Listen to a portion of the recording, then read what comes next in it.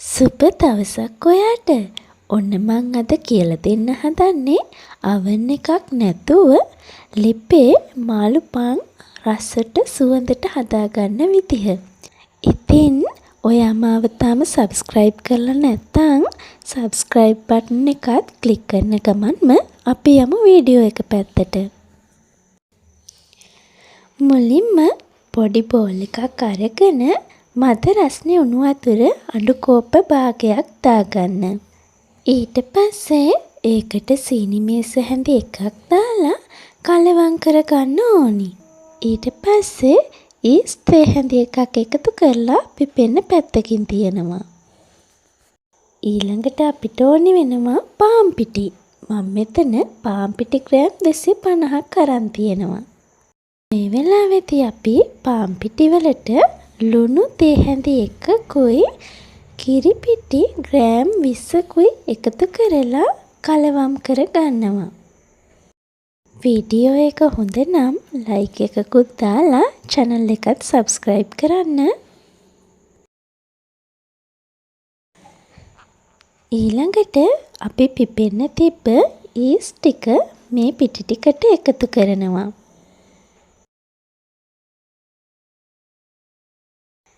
දැන් මද රස්නේ උණු වතුර ටික ටික එකතු කරලා ඩෝ එක අනා ගන්න ඕනි.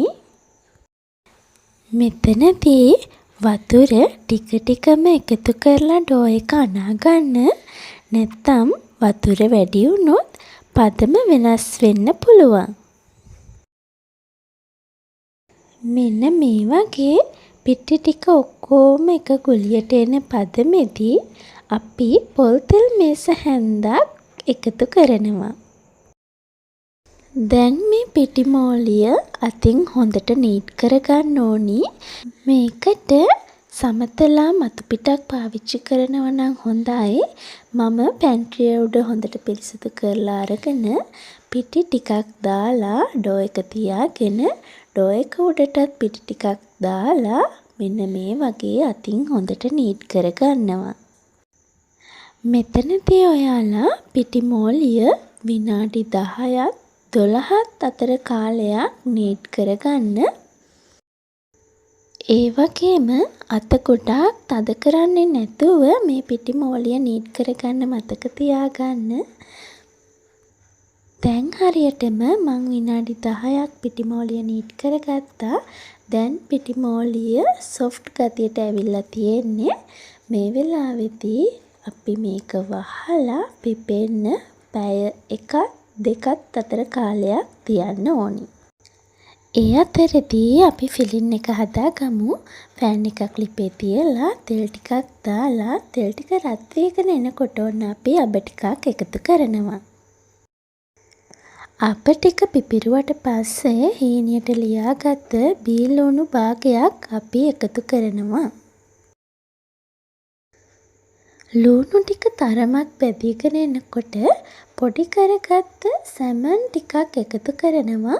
සැමන් වෙනුවට ඔයාලා කැමති දෙයක් එකතු කරගන්න පුළුවන්. ඊළඟට කරපිංචා ටිකකුත් එකතු කරලා තම්බල පොඩි කරගත්ත අල ගෙඩියක් අපි මේකට එකතු කරනවා. ඊළඟට අපි මේකට ලුණු කහ ගම්මිරිස් එකතු කරනවා. මේ දේවල් ඔයාලගේ රස අනුව එකතු කරගන්න.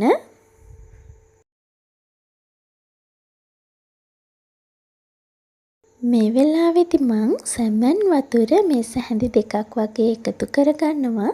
මේක නම් අත්‍යවශ්‍ය නැහැ. රසය වැඩි කරගන්න මං එකතු කරේ. ඔයාලා අකමැති නම් එකතු කරගන්නේ නැතුව ඉන්න පුළුවන්.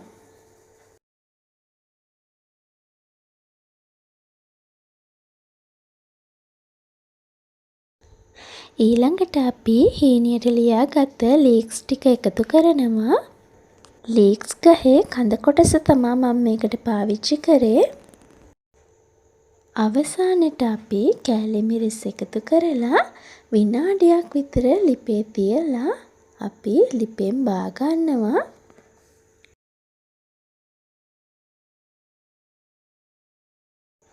ඔන්න දැන් අපි ෆිලින් එක හදාගෙන ඉවරයි. හරියටම පැය 1යි විනාඩි 10කින් පස්සේ බලනකොට පිටිමෝලිය හොඳට පිපිලා තියෙනවා.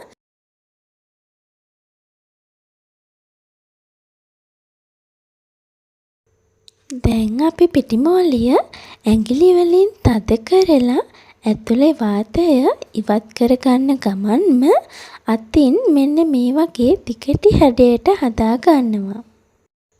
දැන් අපිට තියෙන්නේ සමාන කොටස් වලට මේක වෙන් කරගන්න මෙන්න මේ වගේ.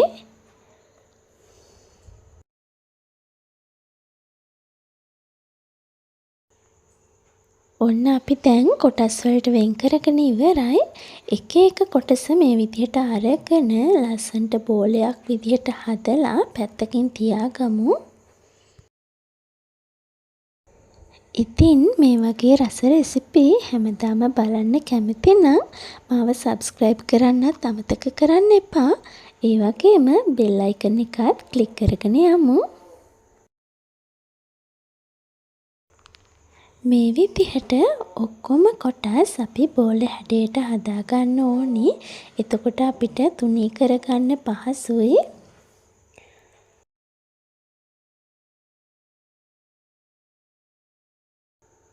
ඔන්න දැන් හරි. මම පිටි බෝල 6ක් හදාගත්තා.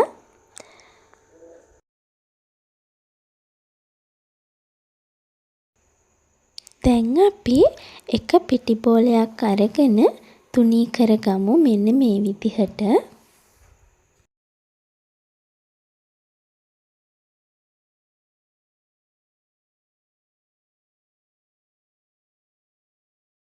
හොඳට තුනී කරගත්තට පස්සේ අපි හදාගත්ත මිශ්‍රණය මේ රොටිය මැදින් තියාගමු. ගොඩාක් වැඩි කරගන්න එපා. ඊළඟට අපි මේ රොටිය මාළු පාන් ගෙඩියේ හැඩයට හදාගන්න තමයි තියෙන්නේ. මෙන්න මේ විදිහට ඔයාලට පේනවා. මේ විදිහට හොඳට සීල් කරගන්න මිශ්‍රණය එළියට එන්නේ නැති විදිහට.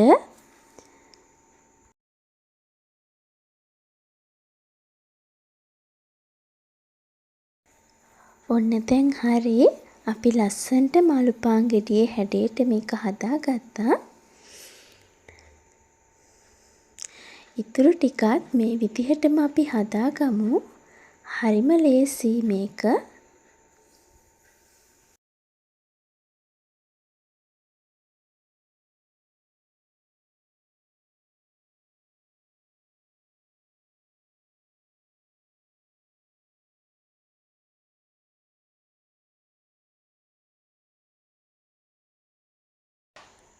ඔන්න අපි මාළු පාන් හැඩයට ඔක්කොම ටික හදාගත්තා.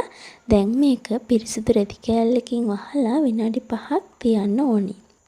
ඒ අතරෙදී බිත්තරයක් අරගෙන කහ මද සුදු මද හොඳට මික්ස් වෙනකන් අපි ගසා ගන්න ඕනි.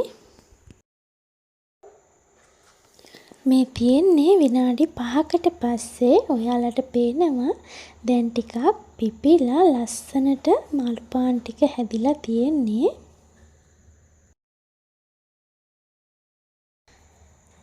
ඊට පස්සේ පෑන් එකක් ලිපේ තියලා තෙල් ටිකක් ගාලා අපි හදාගත්ත මාළු පාන් මේ විදිහට තියාගන්න ඕනි. දැන් අපි හදාගත්ත බිත්තර මිශ්‍රණය මාළු පාන් උඩින් මේ විදිහට ගානවා. මේ වෙලාවේදී ලිපේ ගින්දර අඩුම මට්ටමේ තමයි තියාගන්න ඕනි.